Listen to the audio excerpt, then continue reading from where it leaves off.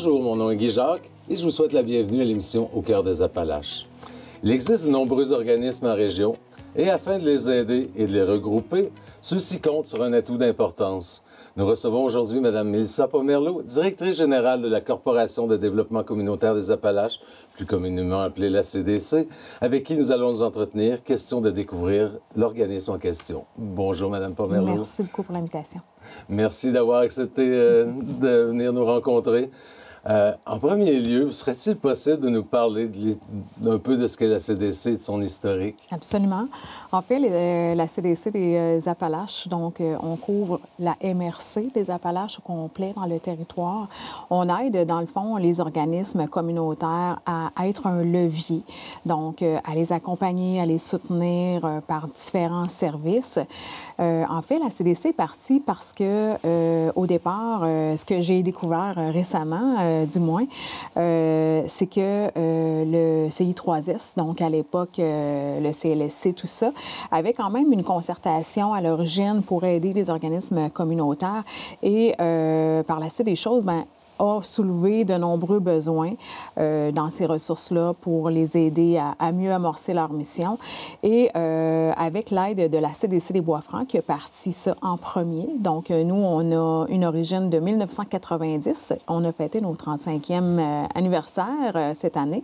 Donc, ça a débuté en 1990 justement pour mousser, faire reconnaître le milieu communautaire, les aider à mieux performer, à mieux aller voir vraiment au profit de la communauté, qu'est-ce qu'on peut faire, parce que c'est large, les organismes communautaires, puis il y en a de nombreuses en région. Il y en a dans divers domaines aussi, finalement. Oui, tout à fait, tout à fait. Il y en a une grosse concentration quand même qui se retrouve ici à Thetford Mines, mais c'est vrai qu'il y en a un peu partout ailleurs aussi. Oui, tout à fait. On en a plusieurs. Nous, il y a 48 membres de la CDC des Appalaches, mais ça soulève aussi une préoccupation de notre milieu, tu sais, que notre milieu en MRC des Appalaches est peut-être appelé à revoir sa façon d'aider la communauté, être encore plus réactif, se préparer à l'avance de ce qui peut arriver. Donc, c'est la mission première de la CDC, c'est vraiment aider les organismes à mieux patauger dans tout ce que le gouvernement apporte, amène, puis en même temps, du même coup, avoir le levier pour la communauté, pour qu'on ait un impact positif, là.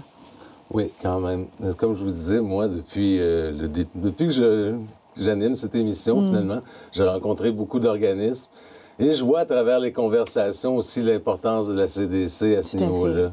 J'ai reçu l'autre jour Liaison Famille Migrante, par exemple, qui me confiait, écoute, pour démarrer, on a eu un sérieux coup de pouce quand même de la CDC à ce niveau-là, pour savoir comment s'enligner finalement. Quelle est la mission de votre organisme à travers tout cela?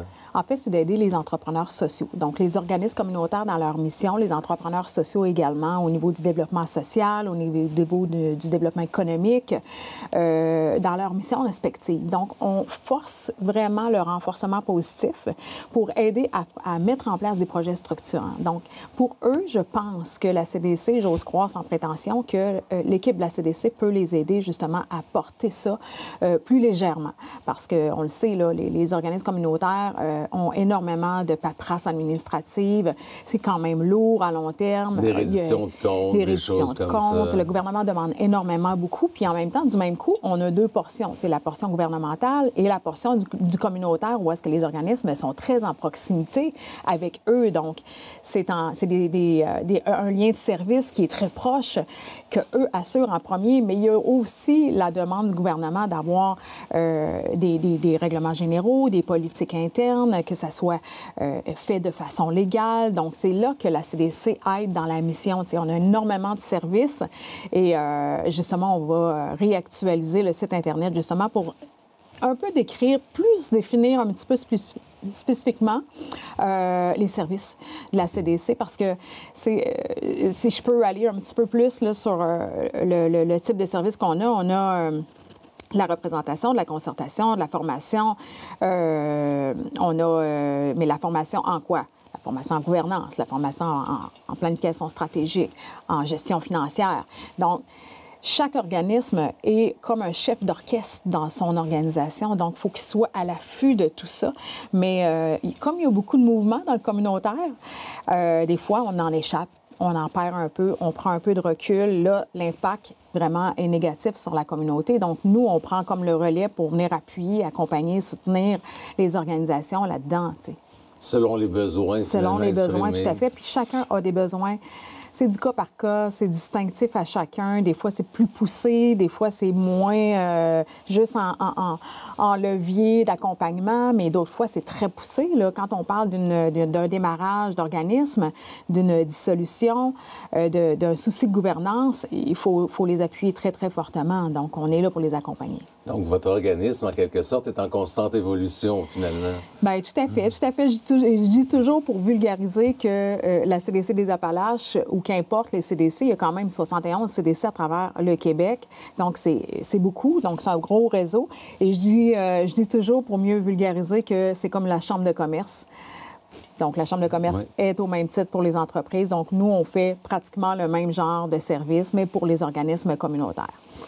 De combien de personnes se compose votre équipe et quels sont leurs rôles? Présentement, on est 3. Donc, il y a un agent de développement, Philippe Tétrault, qui développe le réseau, qui accompagne beaucoup plus en soutien nos membres. Et que j'ai déjà rencontré de mon côté tout pour à voir fait. l'état de la situation des organismes dans la région. Tout à fait, tout à fait. Il y a Annie Drouin qui est adjointe à la direction et aux communications. Donc, on est comme les deux doigts de la main sur certains volets, certains projets structurants, des dossiers gouvernementaux. Donc, et elle s'occupe également de la communication, donc au niveau de la CDC des Appalaches. Et il y a vous, finalement. Et il y a moi. Et quel est le rôle de la directrice générale dans un organisme comme la CDC? En fait, la direction est comme un chef d'orchestre, mais le chef d'orchestre est seul sans ses musiciens. Donc, accompagné de l'équipe, je prône là-dessus parce que c'est vraiment ensemble qu'on fait la différence, ensemble à l'interne, mais ensemble aussi, ça se reflète à l'externe. Pour moi, c'est important que chacun ait son rôle, chacun ait sa part. Donc, c'est le but, dans le fond, de la direction, c'est vraiment de pivoter et de piloter, dans le fond, la planification stratégique qui a été déterminée et définie par le conseil d'administration, qui est hyper important dans la structure aussi de la CDC. Donc, c'est eux qui prennent les décisions sur la direction, les volets qu'on veut convoiter. On est accompagné aussi de la table nationale, donc qui nous aide là-dedans, justement, à mieux orienter nos axes pour mieux accompagner notre territoire. Donc, c'est une stratégie à l'interne qu'on fait, mais je prône toujours pour dire qu'on fait ça ensemble. OK. Et le territoire, finalement, c'est toute la MRC des Appalaches. C'est la MRC des Appalaches, oui, tout à fait. Qui est quand même un grand territoire de ce niveau-là. Oui, puis il y a des secteurs qui demandent plus aussi. Tu sais, on parle souvent de Thetford Mines, tout ça, parce que la plupart des organismes sont ici, mais tous ces organismes-là desservent à l'extérieur, dans le côté sud, dans le côté nord, où est-ce que c'est peut-être plus difficile, notamment pour les transports, pour les personnes plus défavorisées. Donc, c'est sûr que c'est un grand territoire. Il y a énormément de maires, de directions, de municipalités qui veulent en savoir davantage aussi sur qu'est-ce que les organismes offrent dans leur propre secteur. Donc, c'est sûr qu'on est toujours enclin à les inviter chez nous, à venir visiter nos bureaux, à venir visiter les organismes communautaires. L'important, c'est qu'on fasse rayonner ces organismes-là. Il y a des organismes qui sont plus méconnus peut-être aussi. Tout à fait, tout à fait. Il y en a qui font plus de bruit, on va dire ça comme ça, positivement, tu sais, où est-ce qu'on voit un petit peu plus un impact concret, puis il y en a d'autres qui sont plus en retrait, mais c'est pas parce qu'ils font rien, au contraire. Tu sais, des fois, le bruit, c'est pas nécessairement bon pour d'aucuns, là, tu sais. Des fois, c'est plus dans la discrétion que ça s'assure d'avoir un succès, là. Mais souvent, en ayant rencontré plusieurs organismes de mon côté, je vois qu'il y a deux défis. Ah oui. Il y a l'argent Oui. et il y a le temps. Oui, fait que des fois, c'est plus dur de se manifester, sans doute, par rapport à la communauté, étant donné qu'on est déjà très occupé dans la mission qu'on accomplit. Absolument, finalement. tout à fait. Quels sont les différents réseaux et comités dans lesquels vous vous impliquez? Il y a de nombreux comités, de nombreuses tables de concertation. Donc, une table de concertation, c'est vraiment un endroit où est-ce que plusieurs, soit direction générale d'organismes ou d'autres instances vont venir, on va venir s'appuyer sur certains axes qu'on veut mettre en évidence pour aider notre communauté, notre MRC, notamment dans les tables de concertation en sécurité alimentaire, en logement, en immigration, en lutte à la pauvreté. Il y a différents comités aussi que moi, je fais. Je suis impliquée, engagée, notamment au niveau de la gestion financière des organisations à la table nationale. Il y a divers regroupements aussi qu'on fait à faire parce qu'on va jusqu'au régional. Donc, pour être un porte-voix, justement, pour ces organismes-là dans notre réseau, puis amener vraiment leurs préoccupations plus haut. Et ce plus haut-là va venir amorcer d'autres démarches, d'autres études, d'autres recherches qui vont pouvoir être impactantes. Mais tangiblement, souvent, en concertation, les gens ont comme l'impression qu'on réfléchit longtemps, on réfléchit longuement. Je suis d'accord avec cette proportion-là. Par contre, le travail qui est fait, la préparation qui est faite, elle est impactante, mais dans diverses années par la suite. Donc, on peut calculer 3 à 5 ans parfois sur un sujet qu'on détermine maintenant. Donc, c'est quand même des démarches et des processus de réflexion qui sont quand même longs, mais sont nécessaires. Et qui servent de base aussi, finalement, pour des projets structurants. Tout à fait. On a besoin de ça, en fait, pour mieux voir l'évolution de notre MRC, de la communauté. Est-ce qu'on s'en va? Tu sais, juste pour faire le lien, on est encore en post-réaction COVID pour une certaine partie de la population un petit peu plus vulnérable. Donc, on est encore là-dessus. Et là, arrive un impact économique qui, je crois qu'on a la chance d'avoir une opportunité de se préparer. Mais si on ne se prépare pas, on va être encore là en réaction. Et qui va payer pour ça? C'est vraiment la population la plus vulnérable. Donc, nous, on est là pour rassurer, puis en même temps restructurer la façon, la vision, la réaction, pour ne pas être toujours en réaction sur un phénomène qui arrive, mais qu'on se prépare à l'avance. C'est ce qu'on est en train de faire. Non, la préparation, je dirais, est une étape essentielle. Essentielle et nécessaire. Sinon, on est toujours, oui, comme vous le dites, à réagir à ce qui se passe. Et on se trouve souvent pris au dépourvu à ce moment-là. Tout à fait. Quelles sont les activités et services que propose la CDC? Je vous en proposais à vos membres beaucoup, mais aussi à la population, finalement. En fait, bien, les services axés sur la population, il y a le programme d'impôt. Donc, pour les populations qui sont plus en situation de difficulté peut-être socio-économique. Donc, on reçoit tout près de 2000 demandes, si je ne me trompe pas, là. Il y a entre 17 et 22 bénévoles par année donc, que la CDC porte. Donc, on est très, très heureux de ce programme-là parce qu'on sait à quel point ça a un impact positif. Et ça, c'est aussi régional, je crois bien.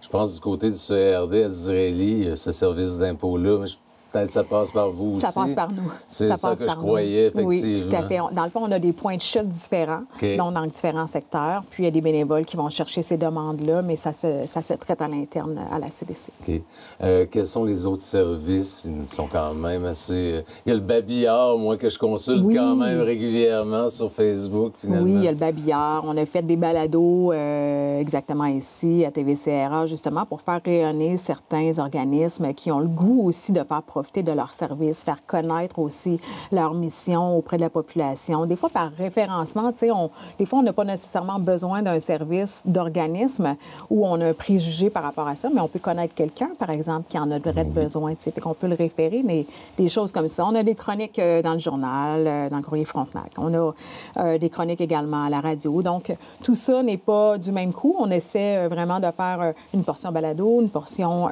information radio, télé, courriel.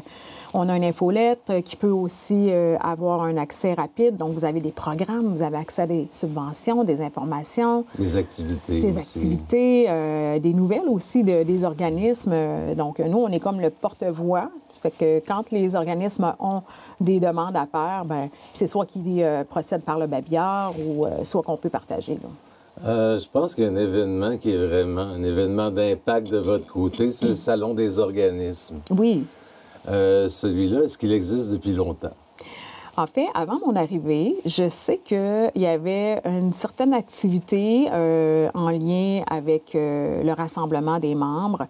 Je n'ai pas trouvé vraiment de choses tangibles dans les archives, tout ça. Nous, c'était suite à une demande des membres. En fait, lors de ma visite, les membres voulaient se rayonner ensemble, se rassembler, faire valoir leur mission chacun. Donc, on a décidé de faire ça. depuis 2023, en fait, novembre 2023. Donc, ça se passait au Centre des congrès. Donc, c'est sûr que nous, ce qu'on souhaite à la CDC, c'est de faire rayonner tous nos membres, les organismes de la région aussi qui peuvent aider. L'année passée, il y avait notamment l'Escale, le Tremplin, Service Québec, qui sont en lien avec l'aide aux organismes. Donc, certains premiers arrivants qui ici vont faire un tour au Salon des organismes, puis vont aller chercher quelques dépliants, aller chercher des ressources, des trucs, des outils. Donc, le but là-dedans, c'est de faire oui, rayonner, mais aussi d'outiller la population à venir voir tous les services qui sont offerts. Est-ce qu'il y a une évolution du Salon des organismes depuis que ça a commencé? Bien, en fait, on est seulement à la deuxième année, en novembre dernier. On a fait, puis à chaque fois, on fait un sondage à savoir est-ce que ça a eu un impact, tout ça.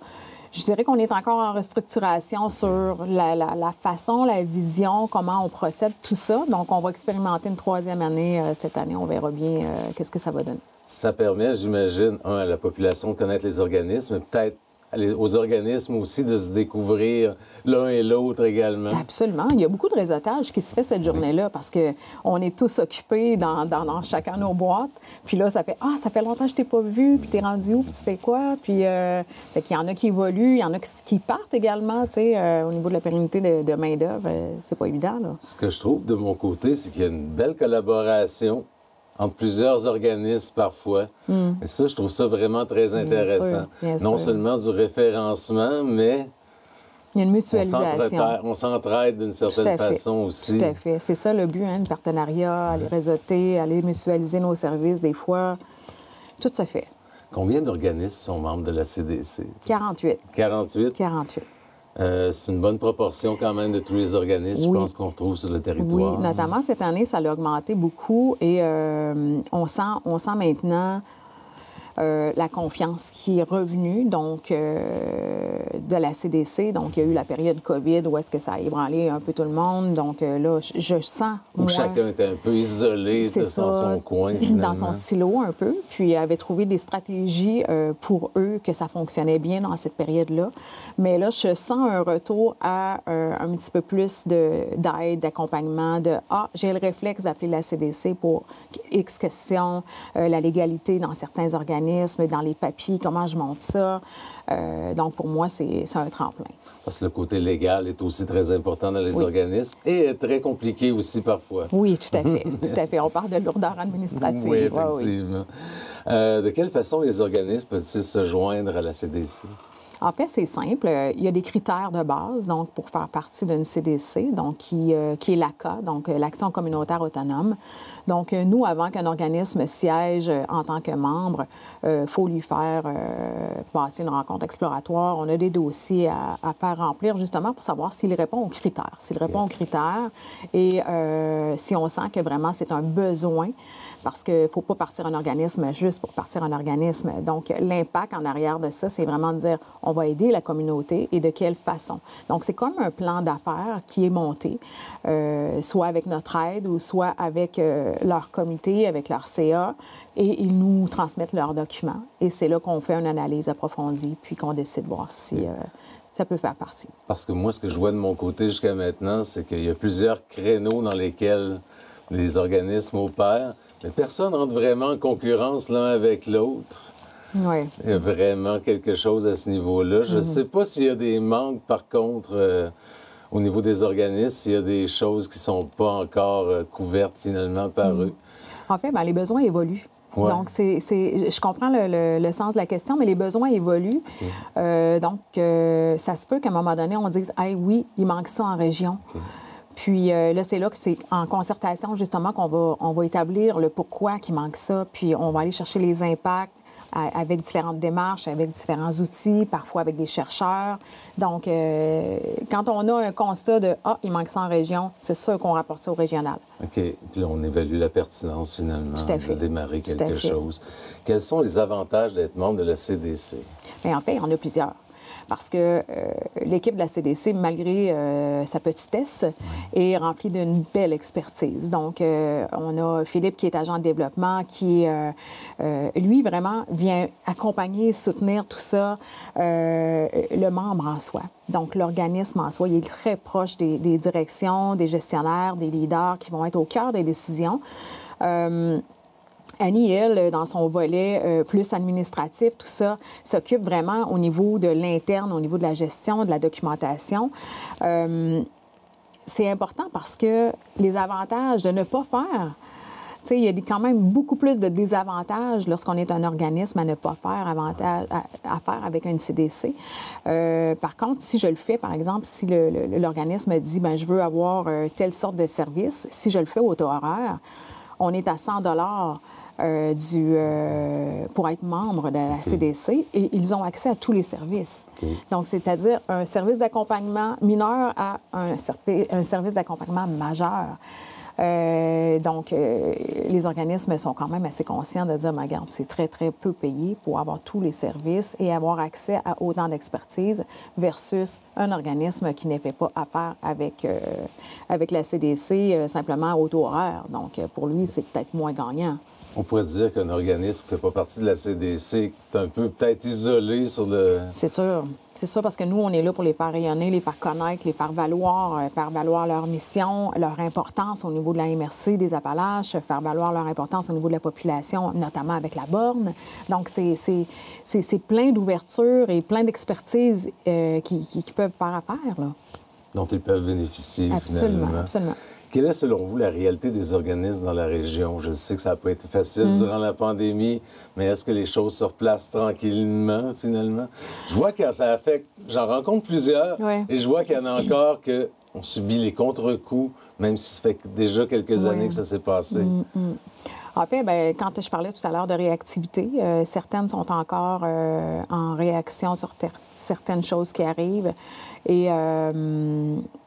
dans leur projet structurant ou dans leur démarche de planification stratégique, la réalité n'est peut-être pas représentative de la vitesse à laquelle les besoins montent ou qui sont en croissance. Donc, c'est difficile pour moi de dire que ça va bien, parce que sinon, je n'aurais pas ce poste-là. La CDC n'existerait pas. Donc, on a tous des postes en tant que gestionnaire d'un organisme communautaire parce que, nécessairement, il y a des besoins, parce que, nécessairement, il y a des améliorations à faire. Il y a toujours une minorité de gens aussi qui vont rester dans cette espèce de matrice-là. Tu sais, que ça, moi, je vais dire ça comme ça, on ne pourra jamais les aider. Puis c'est correct. Les organismes communautaires sont faits pour ça également. Mais il faut penser qu'un organisme communautaire, ça soutient, ça l'accompagne, ça permet à la personne, à la population d'être autonome, donc d'être un levier vers autre chose, de compréhension de soi, d'élaboration, d'épanouissement personnel, d'avoir un logement, d'avoir un quotidien qui soit calme. Donc, ça dépend des missions de chacun, mais c'est à la base, un organisme communautaire sert à ça, justement à promouvoir la personne pour lui offrir des outils d'autonomie, des ressources. Donc, pour revenir à la question, est-ce que la réalité va bien? Je laisse un peu quelques points à la fin de la phrase, à savoir, il y a beaucoup d'améliorations à faire. On a énormément de besoins en région. On est une MRC qui a également besoin de soutien. On est dans la première liste des villes qui ont besoin, qui sont en difficulté socio-économique. Donc, c'est sûr que lorsqu'on se fait le porte-voix à d'autres instances, on est écouté parce que, justement, il y a des besoins qui sont récurrents et en croissance. Et quels sont les principaux besoins des organismes dans notre milieu? Financement. Financement. C'est ce qui revient, la pérennité du financement. C'est difficile d'aller trouver des subventions avec tout ce qui arrive au niveau économique. Le dernier budget de M. Gérard, où est-ce que on a comme l'impression qu'on n'est pas pris avec la plus grande importance. Il y a des coupures, il y a des prolongements très, très pauvres, mais il n'y a pas rien de significatif qui va dire « OK, voici un levier important ». Donc, c'est sûr que la réalité au niveau du financement, d'assurer la pérennité, d'avoir un souci d'économie sociale qui soit qui soit plus en croissance n'est pas là présentement. On a des difficultés au niveau de la pérennité de main-d'œuvre, beaucoup de roulements, beaucoup de fondements. Donc, on a de la difficulté également à avoir une structure qui soit stable. Fait que d'assurer à un organisme communautaire d'être reconnu comme le marché standard, on est encore à un levier inférieur. Okay. Il y a des pas à faire, finalement, à ce moment-là.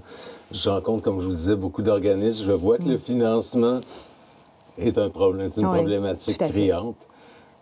Par contre, ce que je vois, c'est qu'il y a beaucoup de support de toute la communauté. Absolument, absolument. C'est la force aussi de la MRC des Appalaches. C'est vraiment de s'assurer qu'on a cette volonté-là et cette ambition-là à vouloir améliorer notre population, notre communauté. Donc, ça, c'est sûr que c'est d'emblée une force, là. Selon vous, quels sont les moyens qui pourraient être mis en œuvre pour faciliter la vie des organismes et aussi celui de la CDC par la même occasion?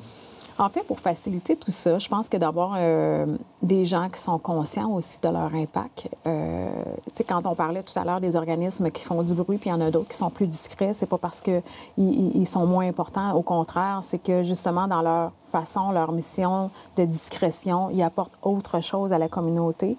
Et le moyen, je pense, c'est d'aller structurer quelque chose de plus stable, d'avoir moins de mouvement au niveau de la pérennité de main-d'œuvre, d'être reconnu justement au niveau du même stade du marché. Le communautaire est peut-être reconnu un petit peu moindre. Fait que ça, je sens et je le vois dans les sondages qu'on fait à la CDC, dans les organismes, à quel point ça a un impact. Et plus ça va aller, plus ça va avoir un impact aussi. Des fois, c'est difficile dans le milieu communautaire, c'est lourd. C'est des sujets de proximité avec les humains. Donc, quelqu'un qui est très empathe va avoir peut-être la difficulté à avoir toujours des problématiques face à lui. Donc, l'opportunité là-dedans, à tous les organismes, c'est de trouver vraiment la faille, de faire entrer la lumière là-dedans, puis de faire un projet structurant autour d'une mission commune, mutualiser nos services, aller chercher vraiment des impacts qui soient significatifs à court terme, à moyen terme, à long terme. C'est faisable, mais il faut être de l'avant. Il faut se préparer en avance. Quels sont les principaux défis que la CDC vit, finalement? En fait, on n'est pas... Comme organisme. Comme organisme, on n'est pas différent des autres organismes. On vit pas mal les mêmes difficultés. C'est sûr qu'on souhaite agrandir notre équipe dans un premier temps parce qu'on ne fournit pas à la demande. Tu sais, quand on parlait qu'on avait 48 membres, donc c'est 48 membres. Sur les 48, c'est pas 48 qui sont dans l'urgence. Mais il y en a tout près d'une vingtaine qui sont dans l'urgence. Donc, pour nous, ça demande énormément d'agrandir notre équipe, d'avoir un petit peu plus d'aspect financier. Nous aussi, on est impactés par ça. Donc, on a quand même le ministère de l'Économie et de la Solidarité sociale qui nous aide là-dedans. Mais en même temps, du même coup, si on agrandit notre équipe, il faut restructurer nos espaces à l'interne pour voir à notre plan d'action, notre plan stratégique, comment on fait ça. Donc, c'est sûr qu'on a les mêmes difficultés que nos membres. OK. C'est plus ou moins étonnant, je vous dirais, à ce niveau-là, que vous soyez impactés, vous aussi, un peu de la même façon. C'est sûr que, regarde, je pense que les besoins sont là, dans la communauté, absolument, à travers les organismes. La CDC, on parlait de réorganisation à l'interne, au fond. Vous avez déménagé dans de nouveaux locaux en novembre 2024. Quelles étaient les raisons de ce déménagement-là? En fait, lorsque je suis arrivée en 2023, la procédure de démarche de la vente avait déjà été amorcée. OK, c'est du centre Marie-Agnès de Rosier. Okay. Donc, ça avait déjà été amorcé. Je crois que c'était par souci que le bâtiment demandait des rénovations pour faire une mise à jour. Donc, demandait trop de frais de rénovation. Donc, je crois que le conseil d'administration avait décidé de vendre le bâtiment. Lorsqu'on a déménagé à nos nouveaux locaux qui sont au 157 rue Notre-Dame-Ouest, donc juste à l'autre bout de la Notre-Dame, en fait, on l'a fait principalement pour mieux définir les personnes du programme d'impôt. Donc, quand on parle entre 17 et 22 bénévoles, ils ne sont pas tous à la CDC, mais je vous dirais qu'il y en a autour d'une dizaine de février à avril, mai, qui sont dans nos locaux. Fait que nous, on voulait leur assurer également un positionnement, d'être bien, Justement, l'année passée, on était au Centre Marie-Agnès et je pense qu'il y était 8 dans un local de 10 par 12. Donc, c'était inconcevable on n'avait comme pas les espaces appropriés pour recevoir ce programme-là. Donc, ça nous a permis justement d'avoir des nouveaux locaux, de pouvoir mieux accueillir nos gens. Donc, on accueille aussi pendant ce programme-là des gens qui sont défavorisés, qui ont besoin un petit peu plus de soutien. C'est pas dans la rapidité, c'est dans la lenteur. Donc, on prend le temps de bien les accueillir avec les bénévoles qui sont présents. Fait que nous, c'est important. Oui, je pense que c'est un service essentiel pour la population. Tout à fait. La CDC a collaboré avec la MRC et le CI3S, finalement, à une démarche qui vise à une réflexion sur les moyens de renforcer la réponse aux besoins de sécurité alimentaire dans la région, qui est un sujet criant. Tout à fait. Quelles sont les pistes de solutions, les recommandations? Comment s'articule finalement ce plan d'action? Qu'est-ce que des résultats ont été observés jusqu'à maintenant? C'est quand même un long processus, une longue démarche. Donc, lorsqu'on fait un plan comme ça, c'est à long terme. Donc, ça ne change pas en criant ciseaux. On a commencé la démarche en juin. 2024, donc c'est encore très récent. Présentement, on est encore en positionnement sur certains critères, de quelle façon on va les mettre de l'avant. Il faut aussi s'assurer que les organismes qui sont preneurs de cette initiative-là sont enclins, sont positifs à tout ça, à ce qu'on aborde. Parce que nous, le plan a été fait en conséquence où est-ce qu'on le propose et la réception, la réponse de tout ça va faire en sorte que ça va pouvoir être profitable pour la communauté, pour les gens qui sont dans le besoin, pour les outils davantage. Donc, c'est un processus qui est à long terme. On est encore en processus d'expérimentation sur certains critères pour ce volet-là, mais je suis persuadée que si on met tout ça en place, que ça va être encore une belle amélioration pour la MRC. Parce que l'insécurité alimentaire, c'est en hausse, ça aussi, étant donné le contexte économique, finalement. Tout à fait. Et un peu tout ce qui se passe, l'inflation et autres. Les prix qui augmentent au supermarché, c'est... Je pense que, du mon côté, chez COCRD d'Israéli, on avait constaté une hausse assez importante à ce niveau-là. Oui. Nous avons appris récemment aussi le décès de Mme Guylaine Garner, que j'ai connue dans le temps, parce qu'elle faisait partie du comité culturel à Disraeli aussi. Je l'ai rencontrée à quelques reprises. Elle a été directrice, au fond, de la CDC, je crois, de 1996 à 2016, quelque chose comme ça. Puis encore quelques fois par la suite aussi, jusqu'en 2022. Quel a été l'impact de sa présence dans votre organisme? Bien, Mme Garner, c'était une femme de cœur, c'était une femme de conviction, c'était une femme qui voulait changer le monde, qui voulait très évoluer, impliquée dans son milieu. Très impliquée, engagée. Je n'ai que des bons mots à dire sur Mme Garner. On a fait l'inauguration au mois d'octobre dernier. On l'a invitée. On lui a fait un hommage également pour son implication, pour son engagement, pour tout ce qu'elle a apporté également à la communauté, aux organismes. Elle était très proche. Elle est revenue par intérim à plusieurs reprises pour aider justement à ce que la CDC puisse poursuivre ses activités sa mission, tout ça. Parfois, il y avait moins de direction, donc elle revenait. Non, c'est ça qu'elle a apporté énormément. Ça a été une personne bienveillante qui le voulait à cœur, qui avait à cœur justement la communauté, la MRC des Appalaches. Fait que j'espère qu'elle est en paix. Je pense qu'elle a eu un impact significatif, tout à fait. Vraiment. Outre vos membres, est-ce que vous avez des partenaires aussi qui vous appuient dans votre mission? Tout à fait. On a plusieurs partenaires. Nous, dans le fond, la CDC, si on la met dans une sphère, on s'occupe de nos membres directement. Mais où est-ce qu'on est très interpellé, c'est vraiment à l'externe, aussi au niveau du régional. Donc, toutes les tables de concertation régionale, on y assiste. On est appelé également à aller à la table nationale où est-ce qu'on prend position sur des mémoires qu'eux vont déposer au Parlement. Donc, pour amener encore plus de subventions, amener encore plus de programmes qui vont être aidants dans chacune de nos territoires. Il y a différents regroupements comme la TRIMCA, la TRISCA, la PRICA. Ce sont tous des analogies concernant les regroupements, mais qui vont aider à la population.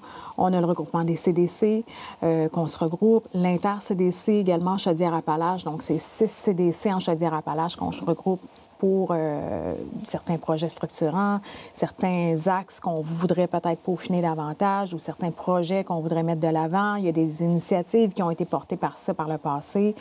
Il y a des pôles d'innovation sociale, donc qu'on fait avec eux justement par le Cégep, qu'on fait un projet socio-climatique. Donc ça, à la base, c'est pas dans un rôle de CDC de dire on s'occupe du climatique, de l'environnement, qu'est-ce qui va se passer, mais ça nous a interpellés, en fait, lorsque le gouvernement a descendu ça, parce que ce projet-là a été il est encore demandant. En fait, c'est un projet sur 2 ans qu'on fait avec des chercheurs, dont le pôle, pour permettre d'avoir les impacts. C'est un projet de mitigation qui va nous permettre de savoir les impacts que, par exemple, une sécheresse, un incendie, un lac contaminé peut avoir sur nos ressources alimentaires. Donc, on parle de sécurité alimentaire, on parle de gaspillage alimentaire. Qu'est-ce qu'on fait dans notre région pour trouver des solutions par rapport à ça?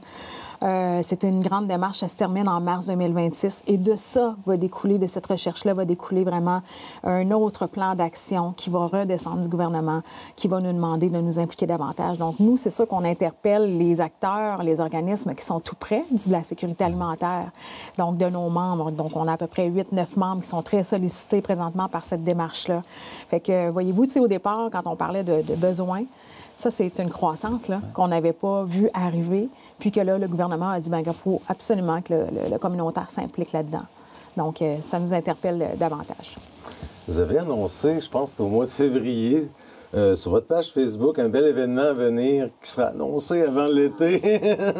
Est-ce qu'on peut avoir un scoop à ce niveau-là ou c'est encore en préparation? C'est encore en préparation. Okay. Par contre, le projet était supposé d'être cette année et a été remis pour 2026 parce qu'on a besoin d'un acteur, un de nos membres là-dedans, donc de leur expertise. Donc, puis, ça sera à suivre. Ça sera à suivre. On se tient quand même. Ouais, c'est ça. Est-ce que vous avez des projets pour 2025 au niveau de la CDC? C'est sûr que le soutien aux membres est là dans la priorité. C'est dans notre rôle de faire ça. Puis, tu sais, on s'est beaucoup amélioré depuis le départ parce que l'équipe s'agrandit. Donc, va chercher des nouvelles ressources, va chercher des nouvelles expertises également. Donc, on se forme beaucoup aussi avec divers regroupements, diverses formations. Donc, c'est sûr que nous, le rôle de la CDC va vraiment être axé sur les membres davantage, d'aller chercher aussi beaucoup de développement social. Donc, de se permettre de dire, bien, qu'est-ce qu'on peut faire dans le développement social au niveau de la CDC? De quelle façon, dans ce développement social-là, on est capable d'interpeller encore plus nos membres puis d'aller les aider davantage? Donc, on a énormément de projets. Je ne peux pas tous vous les énumérer, mais quand même... Ils sont trop nombreux, notre finalement. table est bien remplie, tout à fait. Comment peut-on contacter la Corporation de développement communautaire des Appalaches? Il y a diverses façons. Le site Internet. Oui. Il y a le numéro de téléphone. Donc, un bon vieux numéro de téléphone, ça a toujours sa place, le 418-334-0465. Donc, vous allez avoir les informations conséquentes à la personne qui va vous répondre. On a la page Facebook également. On a l'infolette que vous pouvez vous abonner. Donc, il y a diverses façons. Puis, il y a des outils très intéressants que la Borne Appalaches. Ça, c'est vraiment quelque chose que, de mon côté, a été très utile. Oui, tout à fait. C'est un outil que, je crois, bien, on va mettre encore plus de l'avant aussi cette année. Tu sais, on a pris le projet d'une belle main avec un bon cœur, mais par contre, là, il faut l'apporter à un autre niveau pour que ça soit encore plus reconnu là, de la population. Là. Je vous remercie de votre participation à l'émission, Mme Pomerleau. Ça a été très palpitant de découvrir tout ce qu'est la Corporation de développement communautaire des Appalaches. Merci. Merci à vous.